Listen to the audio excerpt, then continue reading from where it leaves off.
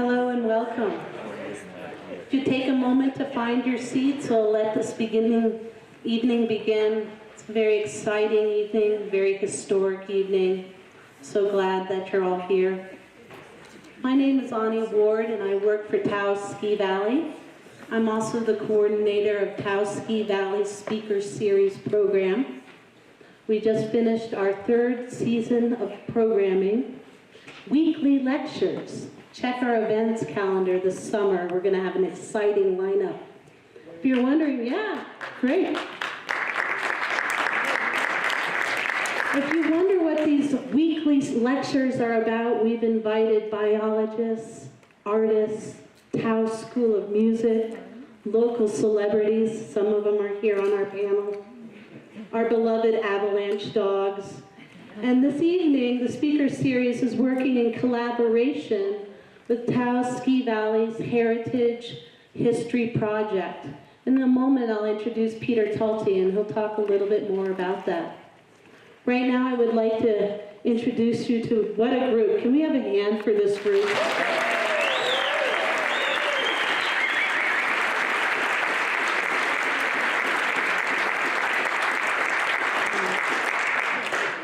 We have Rick Richards, Walter Ruegg, Mickey Blake, Elisabeth Brownell, Max Killinger, Jean Maillet, and Dadou Maillet.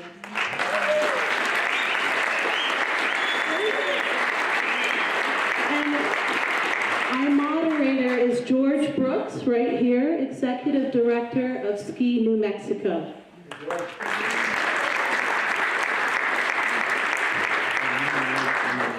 I want you to take a moment to look around the room. We're surrounded by new friends and old, neighbors, co-workers, families. We will forever have this shared experience, and I welcome you. Yeah, clap! I'd like to bring up Peter Tulte at this moment to talk a little bit more about the Heritage Project.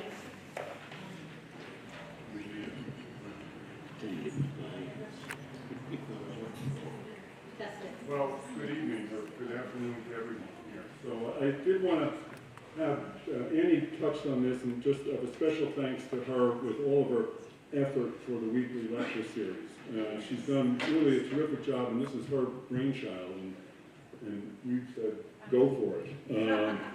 But she's done really a nice job of just weaving together the threads of what makes the character of Taos Ski Valley, and has brought in a collection of people on a weekly basis, be they poets and photographers, craft brewers, to the stream restoration project, to emergency mountain medicine. Ani's brought many facets of our experience together. But this afternoon, presentation really touches on a theme I think that's dear and significant to all of us, in that we not only have the voices that participated in the history of Taos Ski Valley, but actually those that crafted the legacy of Taos Ski Valley. And to say the least, this is a unique opportunity. So there is, though, a bittersweet quality to today's presentation.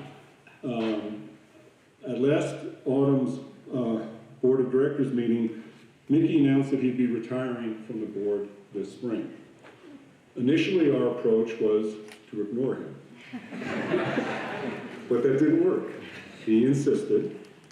And as a board, we began to think hard about how best to recognize Mickey's role and to not acknowledge his many contributions to this same legacy. Do we name a ski run after him? Do we name a lift, a street? I think Dave came up with a snowcat. None of it seemed to work. And it really was at that point that we met Jason Sikorsky. And Jason is a PhD, well, he's received his PhD from UNM as well as his master's degree from UNM, Department of History, and his dissertation was entitled Impossible Heights, From Mining to Sport in the Mountain West. Jason has done a lot of work on not only the history of New Mexico, but also sport and activity within Western culture, within Rocky Mountain culture. And it was a unique opportunity. We met him, we liked him right away, and we thought the first comment we have is, we gotta get him to meet Mickey, we gotta make sure this thing works. Because as many of you know, in another life, Mickey would have been an archaeologist, he would have been a historian, he would have been an academic. So we thought, what better way to recognize Mickey's contribution than to marry his background, passion, and skills with Jason's research and academic credentials in order to forge the Taos Ski Valley Heritage Project. And TSV has come forward and we've donated monies in order to make this thing happen.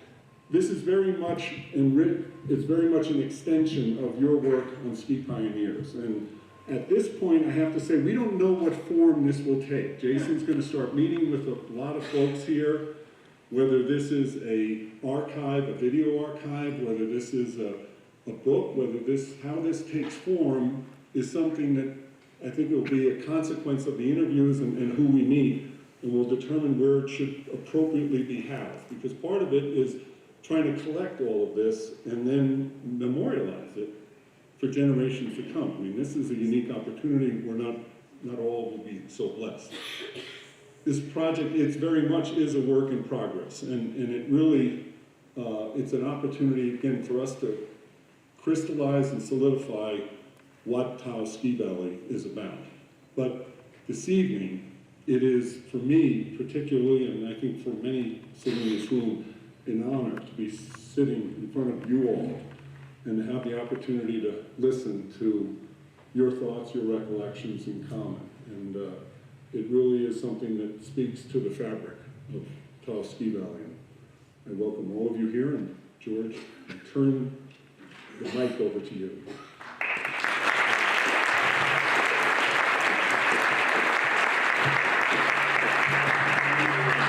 I think I'd like to use this one. Maybe I'll get rid of this over here. Thank you, Peter. It's great to be back to Taos. I was born and raised in Taos.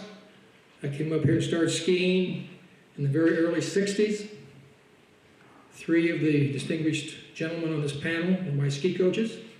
Mickey being my first, Jean the second, and Dadou put up with me for the longest period of time. So I can tell you it is a great honor and extremely humbling to be able to moderate or try to moderate this panel. As Peter mentioned, he didn't know where this was going. That was my question when I was asked to moderate, because any one of these individuals could probably talk for 6 days if you get them started on the history of Taos Ski Valley, and that would just be scratch the surface. So I'm going to try to, and I hate to do it, I may have to cut 1 or 2 off, make them a little shorter than we might normally be as far as their answers, so that we can get through some of these things. Also, as I was trying to write some questions, I wasn't really sure, because I didn't know what direction we wanted to go as to exactly what we're going to turn out with. So we'll kind of jump into it with that. I would first like to acknowledge, and Rick told me that I get a commission on every book we sell, so if you haven't bought it, please go out and buy the book.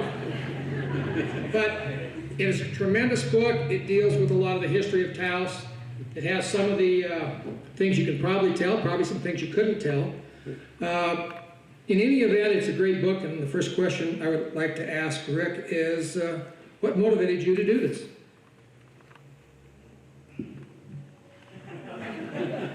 Okay, your time. I was, Peter talked for 8 minutes, and that was my allotted time. Let's collect it.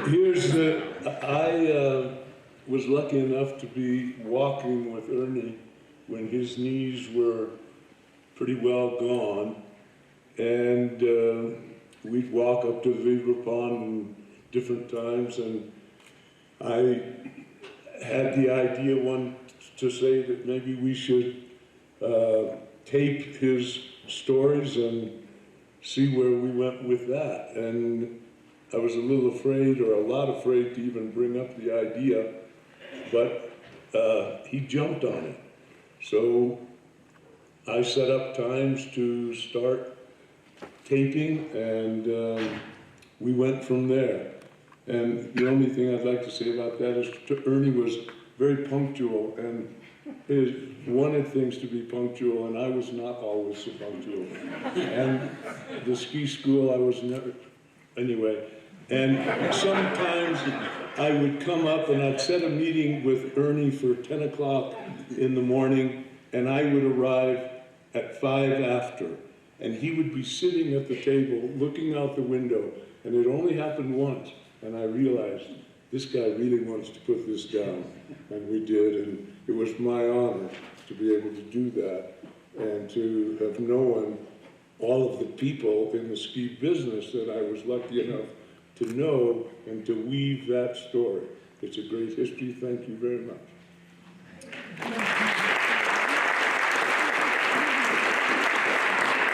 This isn't a question, but probably everyone in the panel up here, and I'm sure Rick, the same situation, has been fired at least once by Ernie. So him being late probably culminated in at least one firing. Lots of times. Lots of times. Ernie, Elisabeth, I'd like to ask you a question about Ernie and head skis. I think you have a story you could relate to us, maybe? Head skis? About the head ski company? Howard Head. It was before she came to town. Oh, I see. I don't know why it keeps moving on its own. Yeah, I saw that shit. If not, maybe you could tell us how you first came to Taos. I met Ernie Blake in Chicago at a ski show. I was working at the German consulate and was interested in skiing in the Rocky Mountains. And so at a ski show, I met Ernie Blake. And he said, "It's good you have an accent because in the ski business, an accent is very helpful."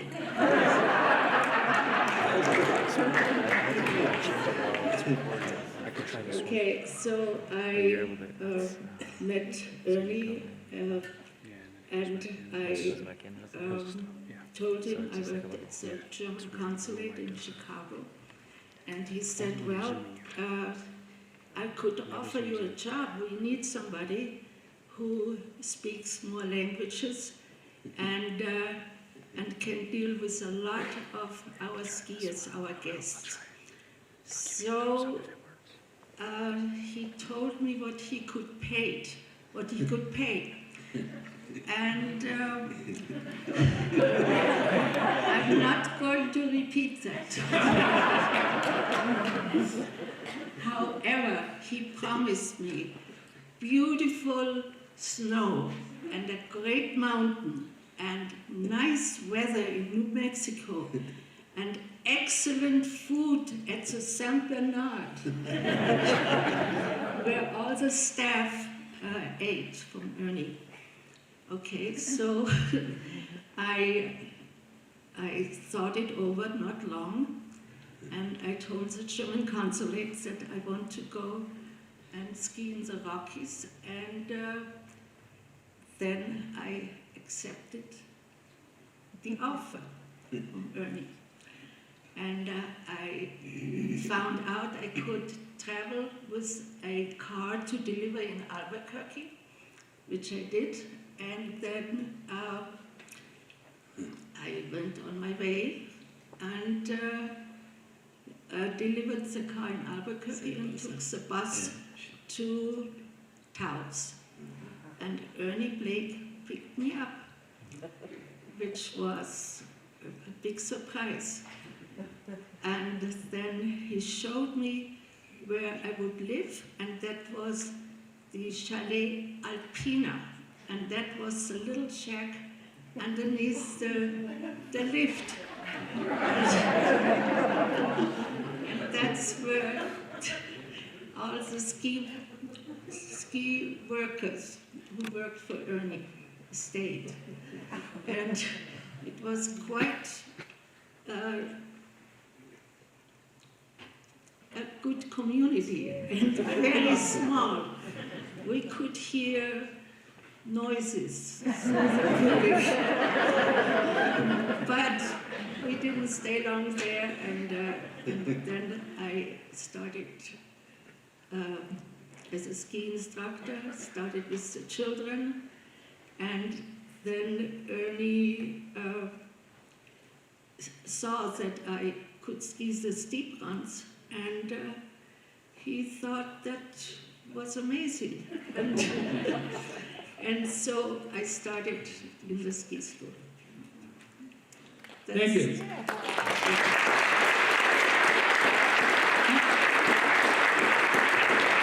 Keeping on that theme, I'd like to just ask for maybe a quick recollection from Walter about how he arrived at Taos and what he thought when he first got here.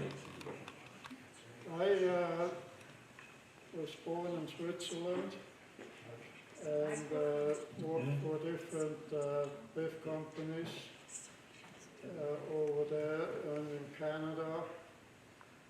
And I went home and changed companies, and it happened so that Ernie was in the process of buying a chairlift from a Dadou company, and he's told me if the deal goes through, they would send me over here to put the lift up.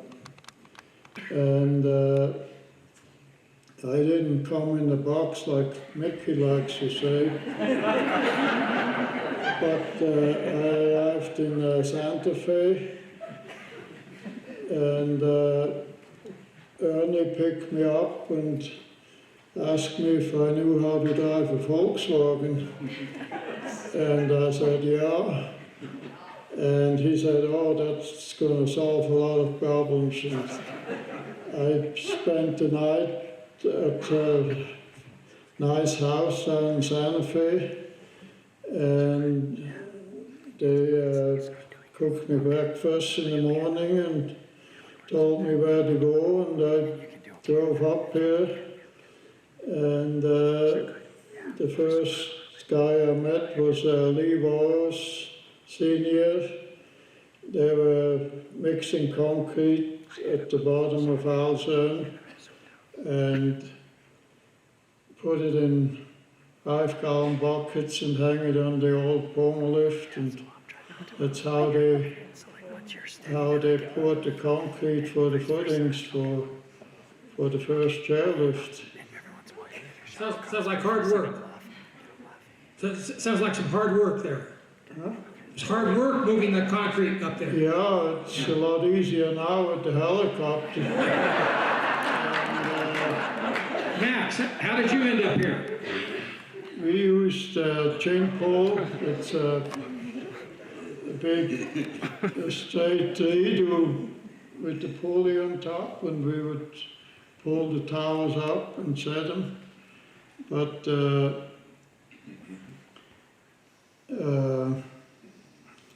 I built that first lift, and then at that time I worked for the Swiss company, for the chairlift company, and built #1 lift, and then in '63 I built the lift down Sandia Peak, and in '65 I came here again and built #2, built #2, and then went back again to put up a lot of lifts back east in Vermont, New Hampshire, and Maine, and New York State. Come on, Walt, there's no skiing out there. Skiing is only in New Mexico. It's the only place you can ski, you know that. I mean, Well, look anyway, at today with the snow. Let me move on to another question. Didn't like the climate back there, And so I quit the company, and while I was down there helping build the dam, I was interested in learning to fly, and I quit the company and learned, became a professional pilot for airplanes and helicopters, and but couldn't find a job. They all say, well, you need 2 years experience, and so I called Ernie and see if I could come and work for him here, and they said, sure. But I don't know if he can afford you or not, but we got together, and that's how I got here. And then...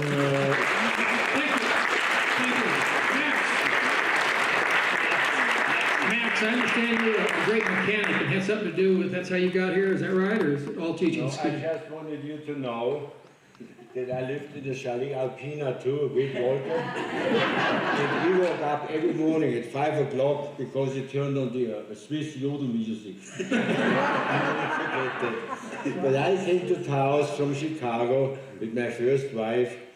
We stayed in the Thunderbird Lodge, and the ski week at that time was $198. Liftless, room and board.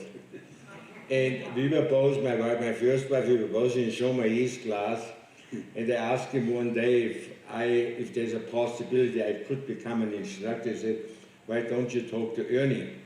So I went up to Ernie, and Ernie said, no, I have already 11 starving instructor, I don't need another one. So then he announced on Thursday that he would take a guided tour up to Kachina. And there were people there that had no business. They were not in shape. They couldn't ski well. So the poor ski patrol came down at 6:30 in the afternoon with the Schlegels. But I had worked out in Chicago. I walked up and down the Prudential building after work just to be in shape, because at that time I don't think there were too many spas. And Ernie went up there like a bench, and I said, I'm going to die in the process. But he's not going to leave me in the dust. And when we were on top, he offered me a job.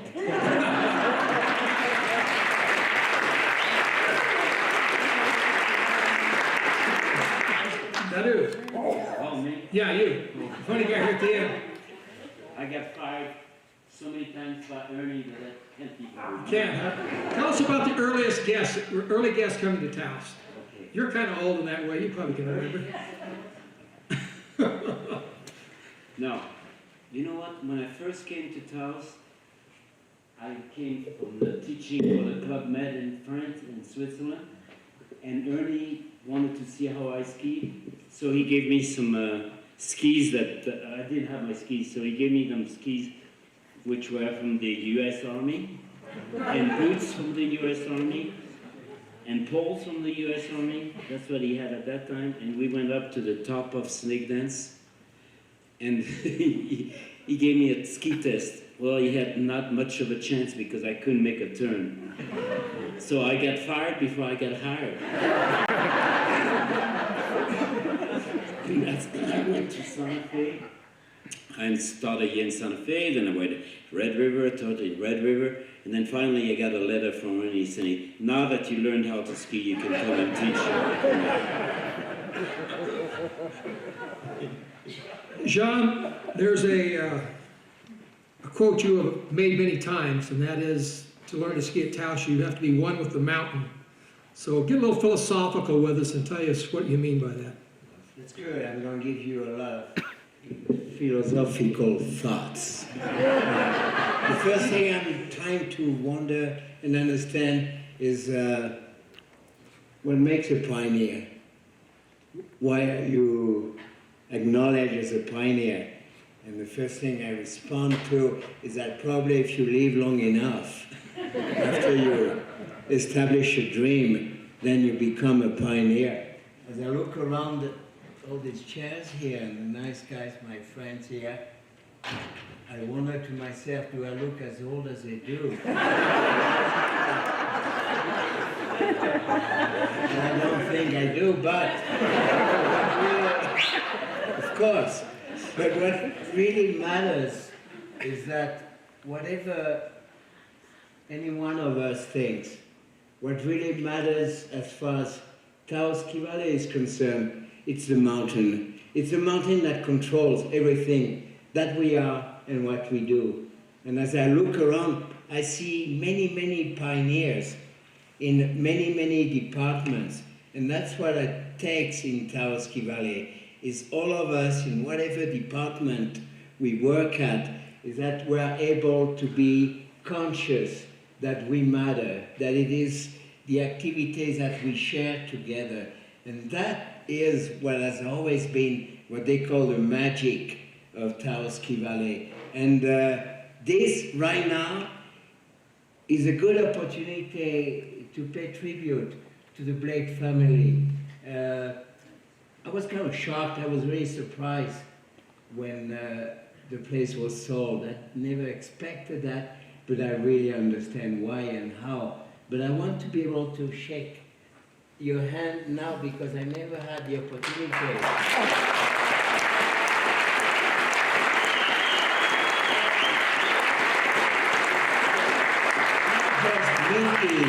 It's the Blake family and the Anderson family. And in the same bag of luggage that we carry with us from the past, we know that what matters is not where we come from, what we have done, is where we are going from now. I know tomorrow I'm going to be teaching my class on the mountain. That's what I feel the best about. But I really welcome the opportunity to acknowledge the Blakes. In looking at the past, I thought that you inherited a very tough situation and job that you were not really prepared for. It got kind of thrown at you. And you kind of made the best of it for all of us. And that is very important to me, and I thank you. The Bible says, I don't want to overspend my time allowed to me, but in the same token, so we are kind of part of the past, but I want to express that I'm also very thankful to the future. Louis Bacon is a real nice guy. He really loves skiing. He really likes the mountain. That's where he's investing so much, in the mountain in Taos Ski Valley. It's not a matter of money. It's more a matter of what we are creating for our dream, for our future, for whoever comes with us and after us. That's what really, and I find exactly the same attitude from the top of the new management. You know, Dave Norton, you think that way all the time. You think, what is good for the mountain? And Peter Tolti, he's kind of lucky because he's got Linda, his wife, who was a teacher in our ski school, and that helps a whole lot because it brings back the past and the future together. But I do know that sincerely, that's the way you in the top management feel about Taos Ski Valley. I don't think it's as transferred as yet to many of the other staff who, you know, feel that they have to legitimize their job and show how they can save money here and there. That should not be, and that will not be, I'm sure. I hope so in the future. For example, as part of the past, of the tradition and the history of Taos Ski Valley, I don't think that the ski patrol should be let off when there is less business.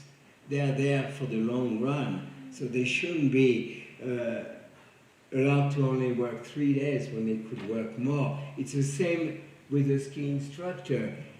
All these people who work here, who are part of the so-called magic of Taos Ski Valley, they should be the one given the priority, much more so than a new snowcat or even a new lift or anything like that. However, I must say that even on a very poor snow year, and it's not a bad snow year, you know, I've seen many of those. Sometimes we had to close the skiway on March 6th and another time on March 12th. Now what happened is that we have snowmaking, fantastic snowmaking. I'm so thankful for that because that's what saves our life.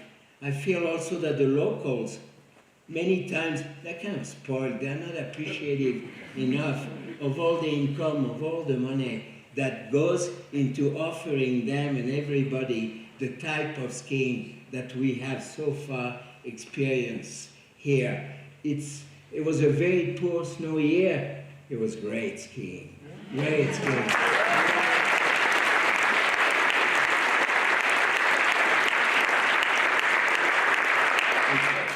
Great skiing if you are more of a purist.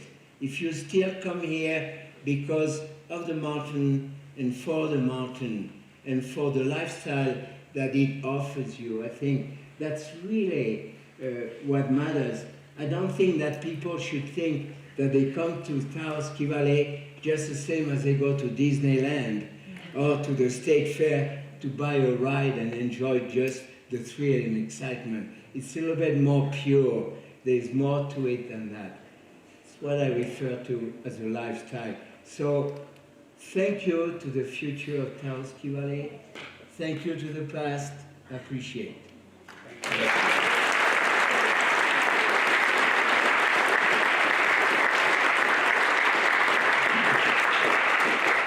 So this kind of segues into me asking Mickey a question, and that is, what memories do he feel is the most crucial in Taos Ski Valley?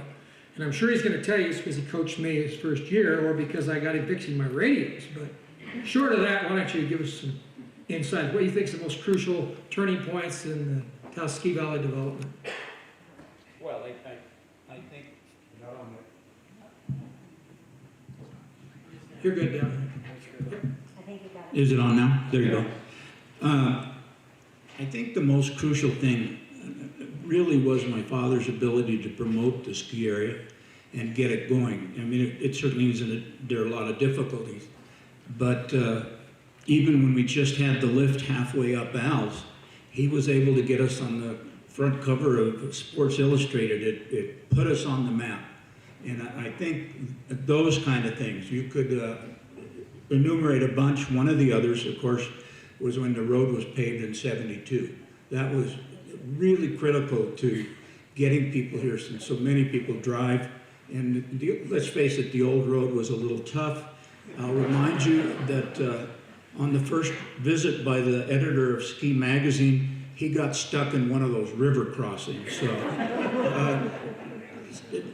utility improvements, all those things that made it possible to operate a ski area. That was a short answer.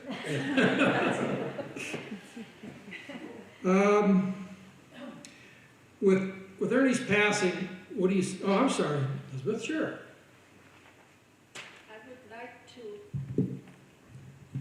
I would like to mention something that Ernie did not believe in days off.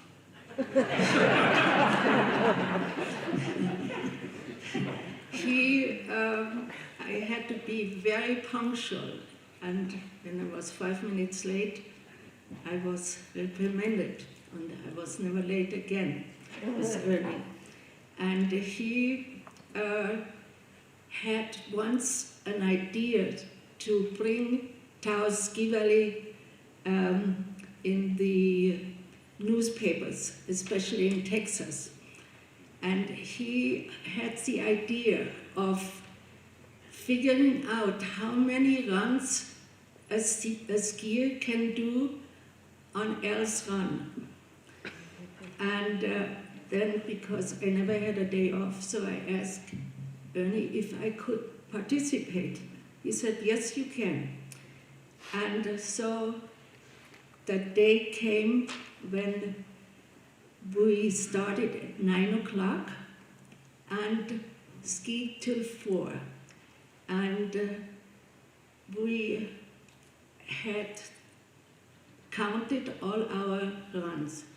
And the first winner was Dadou with 45 runs. Is that right, Dadou? It was Jean was 63. I remember. Remember that, Jean? You probably remember every run. That's what happens. That's what happens when you become a pioneer. Yes, go ahead. Ernie had 61. It was strong. Yeah. Who was, how many runs did you do? 64. 64. 64. And how many did you do? I did 45.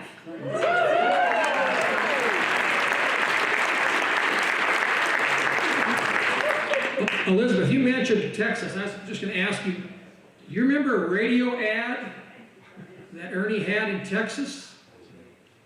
You remember it running? I can tell you that. Yeah, okay.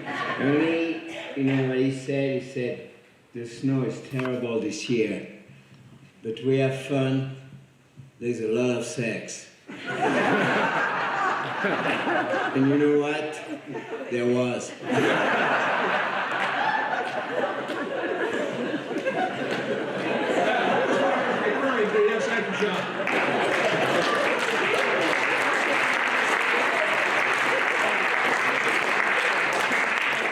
You know what? I want to acknowledge something. Don't acknowledge anybody's part in that place. When you asked us to come here, you didn't know what you were getting. There's a gentleman here, his name is Jerry Laughlin.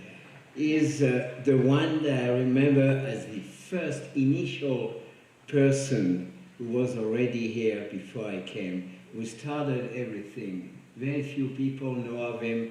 He was at the Hondo Lodge. Well, you can't hear me, I know, but read my lips. But Stand up, take a bow. Stand up. yeah.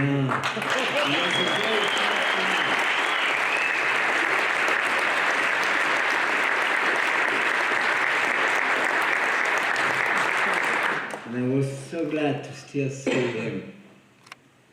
Like I'm still glad to see so many of you.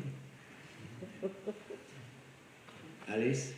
Henry? Mickey, you want to give us some comparisons, do you think, from today to the old Taos Ski Valley? What are some of the trends that you see that are carrying on?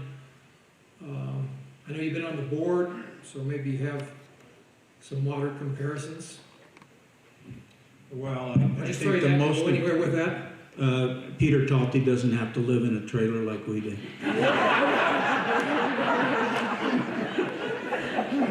Or have the kids' school next door. Pardon? Or have the kids' school next door. Right, you had to walk through the kids' school to get to the trailer. Well, that's how they don't compare. How do they compare? Say again, sir? I said that's how they don't compare. How do they compare? Well, I think if you take the old children's room, which Christoph and others, Adriana back there, went to children's school there. There was one table, and I don't know, maybe 200 square feet, and the current children's center is about 24,000 square feet. But you still have that one table there, right? The same table moved down there? I don't think that table made it. It was a kind of a Taos table.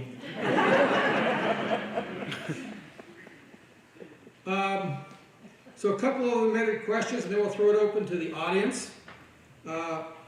Rick, I'd like to start with you. Who is your inspiration as a skier? He'll get to answer the same question. We'll hear what he has to say.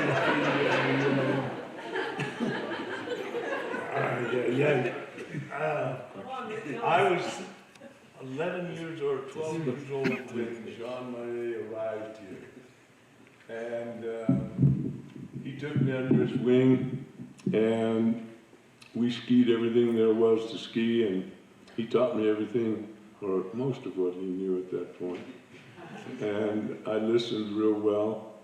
I also was very fortunate to have taught in Aspen for Fred Island, who I think a lot of and thought a lot of as a skier and a mountain man. So I would say Jean Marais and Fred Island were my inspirations. Oh, Dadou. No, I mean, Dadou coached us, you know, he coached me also. And one of the better stories about being coached, we'd go to Sun Valley every year if you made the junior team and race against the other states. The downhill training was always 4 or 5 days. Dadou was going to show us, we were having the downhill training, we were doing terribly on a pre-jump for for the course, and he was mad at us, and he said, look, I'll show you how to do it. And we said, okay, and he put us down at the bottom of the bump, and he started off, and we watched him, and we're looking at him, and he's coming across, and we're watching him come down and we're just holding on, and he flew off of that bump like a bird, and he landed. He never said too much after that. You know, I have to say, people don't really know that Ricky was a top skier here in Taos Ski Valley before he went on to Colorado. When he went to the NASTA pace setters standards, he was a number 6, which nobody that I know of is right now here. So you wouldn't know it by watching him now, but he was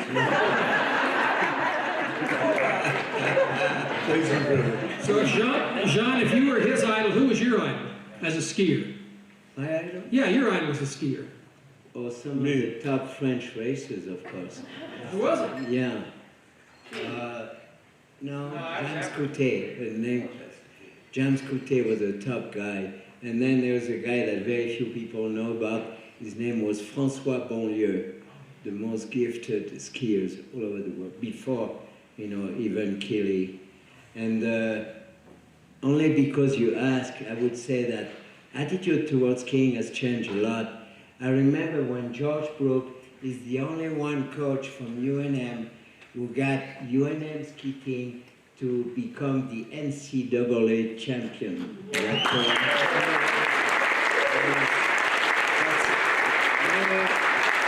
never happened again. I don't think it will ever happen again. But I want to make kind of a remark about that. The skiers were a little bit tougher then somehow. Because I remember when you would bring the team and you would set up a slalom course and have them run slalom at the bottom of Snake Dance to the left there by the Alpina Chalet. And there were ruts and holes, and you had them working ruts and holes. And now, last time they came from UNM, I have to complain because they didn't like it because they felt the snow was not hard enough. It was too soft. So the next day they went back to Red River to keep on training there. So and I'll tell them that that's not you build up all around skiers. But you had it right. I'll relay that message. Being retired as long as I have from there, I'll tell them what you think. But I totally agree. Yes, Mickey's going to tell us who his... Yeah, I want to tell you that Rick Richards was my ski idol because I was 10 and he was either 8 or 9 and we were skiing over in Tres Ritos. And I think it actually was at a race. And Rick had this scarf on his leg and he wasn't more than 9. And I said, Rick, what's that scarf on your leg? And he said, oh, my girlfriend gave me that for good luck. And I went, wow, these kids here at Taos.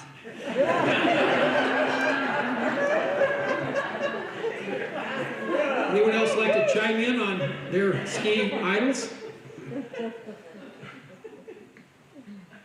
Okay. Huh? On who your ski idol was?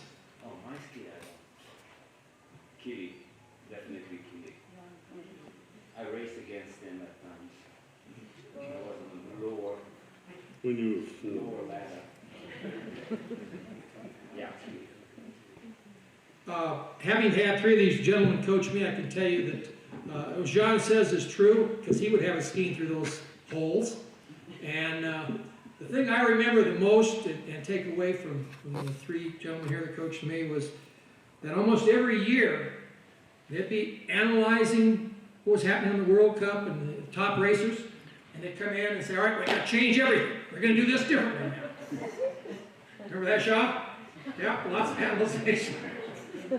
But it's the team at the University of New Mexico, I happen to be involved with that and steward that, but it's because of the gentlemen and ladies up here that actually happened. That's where I started, where I learned the passion that John was talking about, loving the mountain and being involved in the industry. So they have as much to do, if not more, than I do with how successful that program has been. And I'll let them know that they need to change a little, John. I think I have some other questions, but I think maybe we'd like to throw it open to the audience. And some of these questions I'm not sure that we'll be able to field, because when John and Elisabeth were talking about that chalet, if you know too much about the chalet, don't ask questions, okay? Because that could get a little sticky. Ask a question. Thank you. I had the great pleasure of living next to Godey Schutz for the last 10 years of his life and really growing to love the guy. I was wondering if any of you have any good Godey Schutz stories, or maybe stories that he told you, anything at all that you could share, that'd be great. I can tell you one right away. You won't be able to shut me down. The worst thing and the best thing that Godey ever did is, before he left us, he never shared his best places for mushrooms.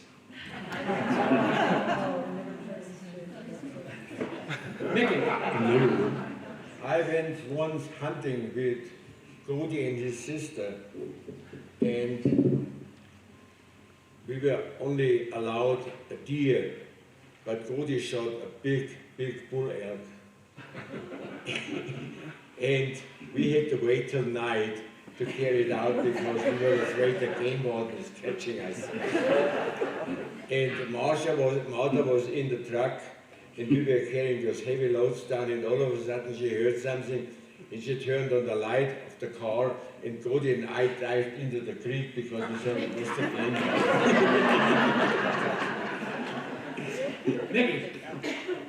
warden. Godey holds the driving record in that there used to be no barricade at the T-junction when you come from Arroyo Seco to that T, and he went farther than anyone else, so he wins both on jumping points and style points because he cleared the irrigation ditch down below, and they had to pull his car out from below. And he did it 3 times. 3 times. That's the truth. 3 times. And walked away 3 times. That's good luck. Godey used to pick mushrooms, and he had all beautiful places for mushroom, boletus, chanterelles, everything, and he'd come back with bags, 20-pound bags. I went with him mushroom hunting, but he never showed me the space. Never. To this day, I don't know where he was picking the mushrooms. Yeah. Other questions? Yeah.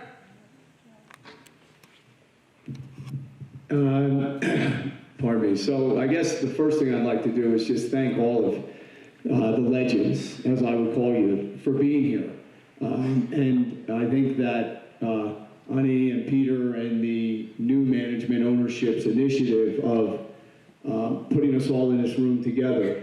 I guess my question would be, in asking the legends, how do we convey the message of your legacy and your commitment and your development of this ski valley to, as Jean acknowledged, the new ownership's desire to have you be the stewards of the ski valley, and how we connect the two, because I think that's in everybody's best interest, and it's something that obviously new ownership is very committed to doing. That's why we're here. And how would we continue the soul of the ski valley? And I know Jean will say it's all about the mountain, and I think that maybe you could kind of share some thoughts on how we connect the old and the new and that we go forward. I think it's the appreciation of a lifestyle and the dedication to a lifestyle which has to deal more with the mountain.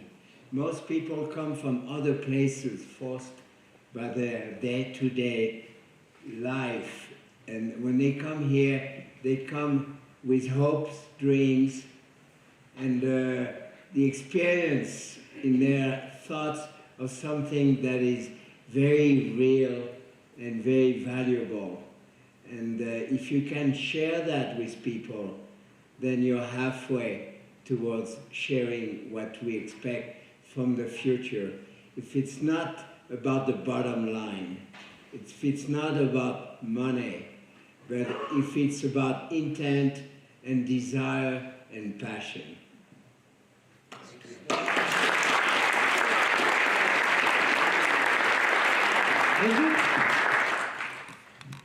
I would like to add that Sean had been my mentor from day one when I started the Thunderbird Lodge.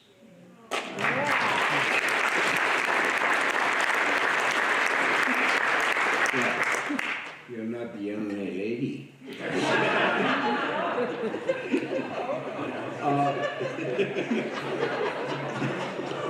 I have to leave you before I get back.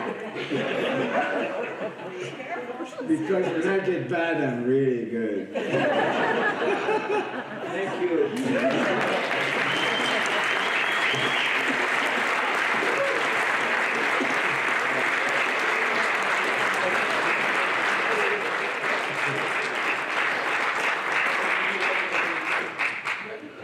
The reason the my twins here have to leave is because, as everybody knows, John serves dinner to all his guests, has over how many years? 50, 60? Anyhow, a whole lot of years, serves a lot of meals. He's the outstanding hotelier, I believe, I think of the whole, I don't remember the award. It seems to me it's a worldwide award. Any event, that's where they're going. We still have our panel here, so let's see if we can put them on the hot seat. Other questions? I'd like to hear a comment on microphone. Do I need it? Yeah. Sure. I'd like to hear a comment on how Taos Ski Valley has utilized the local workforce and how that might have contributed to the legacy that we've worked up.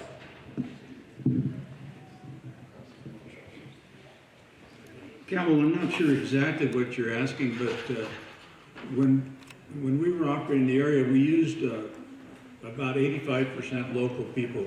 We only had about 15% transients, and that was the reverse of many areas. The other thing was, at our size, Gordon Briner told me when he came here, we actually had more long service employees than they had in Vail at the time. Gordon, is that correct? Are you still out there somewhere? I am, and actually Breckenridge, but Breckenridge is about 5 times the size of Taos. And Little Taos had more tenure in its staff because of the Blake family and when we started, and the loyalty of the staff to Cowboy Point being quite local and quite committed to this area. Campbell, did we kind of answer that?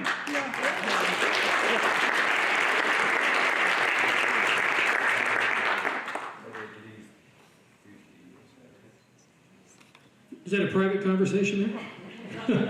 No, but surely I would like to just say, and maybe Mickey can't or won't, but that Ernie, you know, you really used the local people and was dependent on the local people, and they were so loyal to him. And you know, I hate to bring up Ski Pioneers, but do read about Lee Varos and those people who made this ski valley. You know, every time I ride up the lift, I look at the mountain, I love it, I think of how the mountain was cleared, how they got the trees off the slope, and for years they weren't off the slope, and it was all done with local people. And that was a big part of the spirit, and a big part of Ernie relied on it hugely. He knew that even if the snow and the road was closed, these guys would show up, even if it was 2 or 3 in the afternoon, and they'd get here. He'd give them a schnapps, and off they'd go again. Cheers.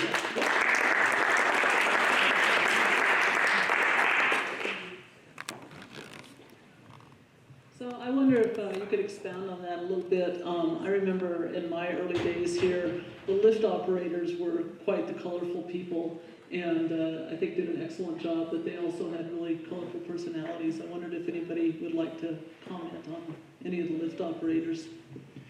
Well, Rick just mentioned Lee Bauer Sr. Lee Bauer Sr. Never had a permanent job before he came here to Taos Ski Valley. He came for 2 weeks and stayed for more than 20 years. He had trained horses for the cavalry. We used to have to let him off in the fall so he could go pick lettuce up in the San Luis Valley because they made a little more money doing that. That was part of his deal. He got off in the fall when we really needed him because that was when the various Japanese farmers up there had lettuce to be picked.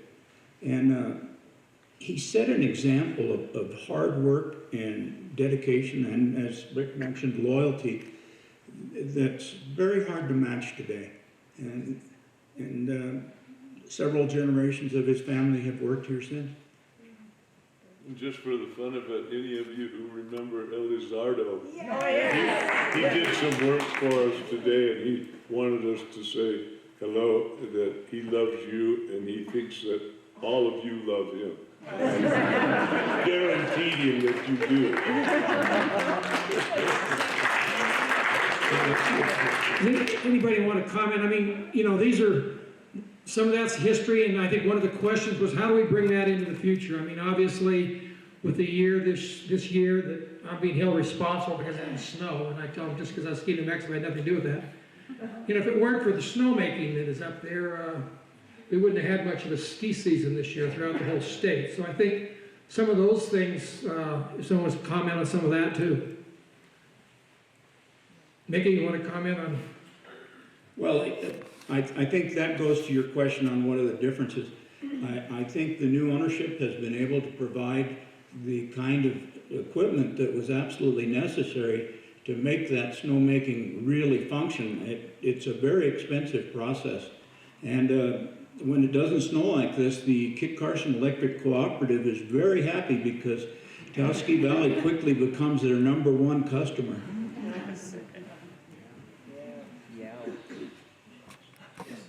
Oh, I'm sorry. Yep. I have a lighthearted question. Could you guys provide a couple stories about the Martini Trees? A couple of years ago, Gail Bonds was still here, and she was one of the people that were in Ernie's class in the afternoon. And they had only a Poma lift, and they were like a level 5 or 6. And Ernie said to them, if one of you falls off the Poma lift, everybody else has to let go of the Poma. So they were terrified, skiing down Elsran, level 5, 6. So Mickey came up, and Ernie told him, tell your mother to mix a stiff martini, I have to bring those girls down. And then Mickey comes up, this is Gail Bones telling me that. And Ernie hands the bottle around, and one of the ladies said, I don't drink, I'm a Southern Baptist. And he said, you drink or you die on this mountain. And according to my father, after she drank that, she skied like a goddess.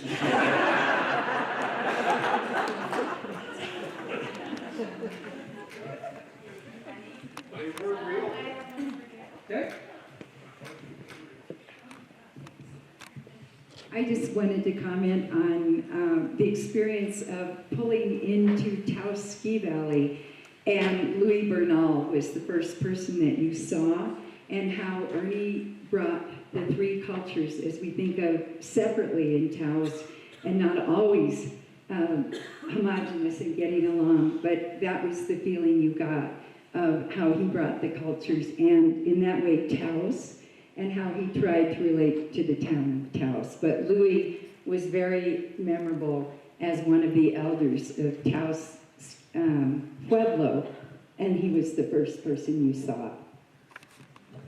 And he also drove the taxi over from Raton with the people who would come on the train early on.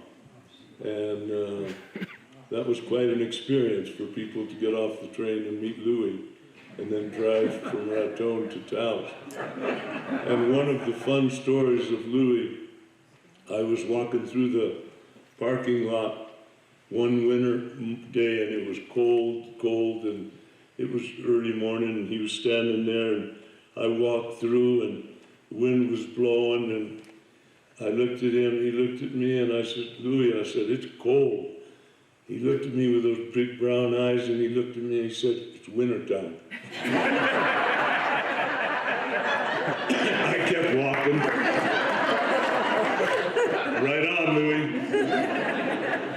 There have been several questions about what the new owners can learn from the past, and I think that many of us have very fond memories of the nightlife here, and we even knew that the locals would drive home after work and then have dinner at home and come back up here because the nightlife was quite special.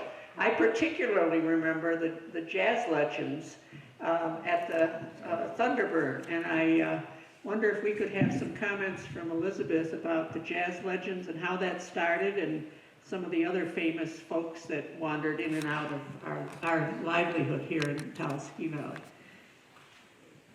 My husband, Tom Brownell, he went to New York frequently because of the famous jazz musicians.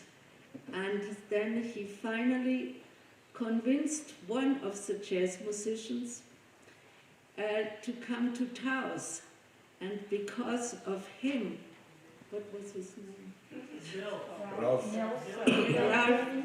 Sutton. And he told all his other friends in New York. And then we had a jazz festival started. And that went on for at least 14, 15 years. And people even came from Santa Fe or from New York, who came at that time when we had the jazz festival. And it was a highlight at the Thunderbird Lodge, at the bar at the Thunderbird. Yeah.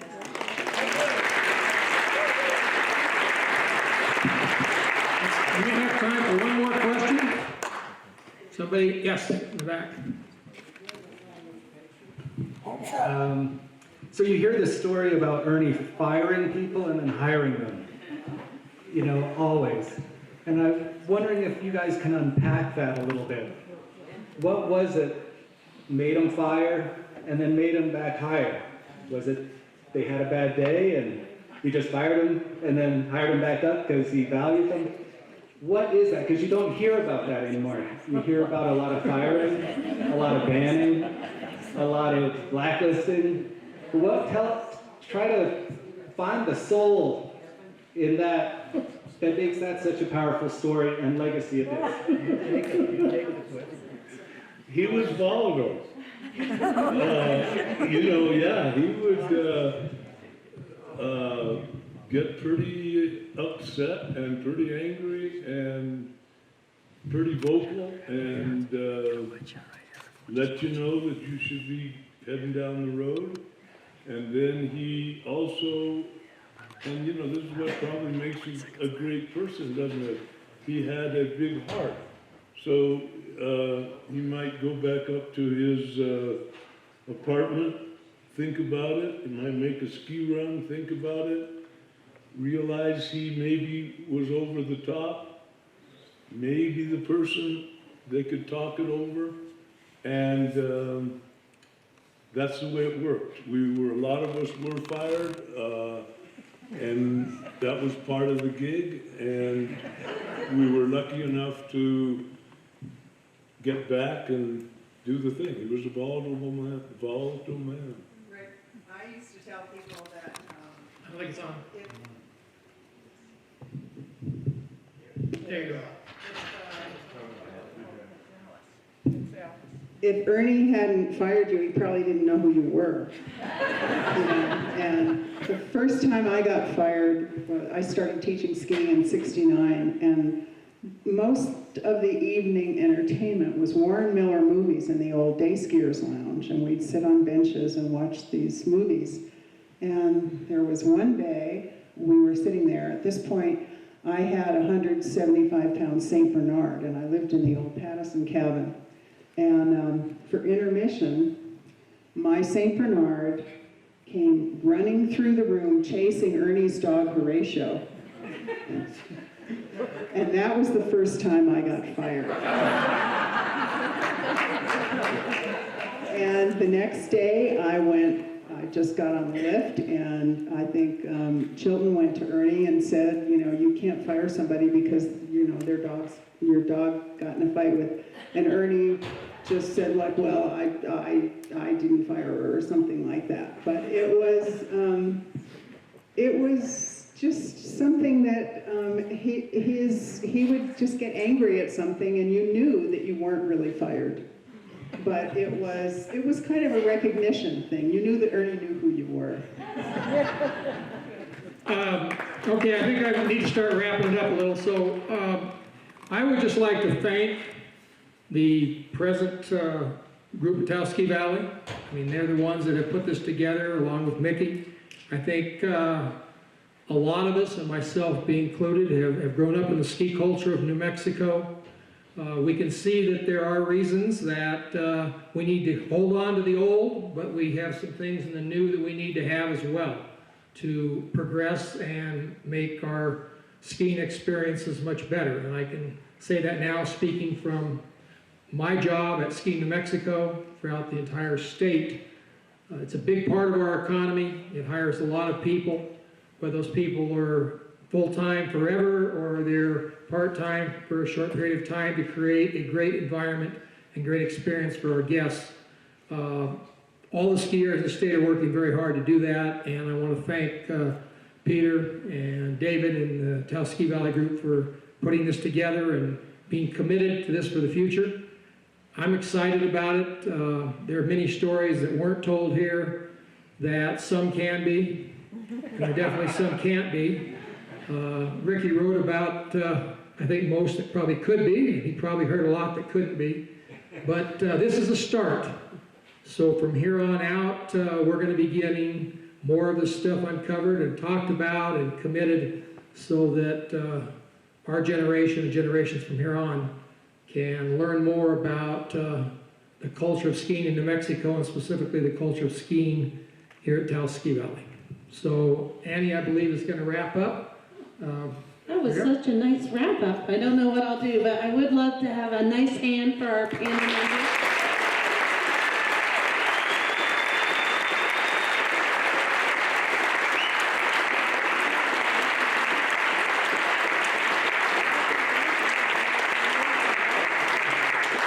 And George, thank you. That's not easy. A nice hand for George.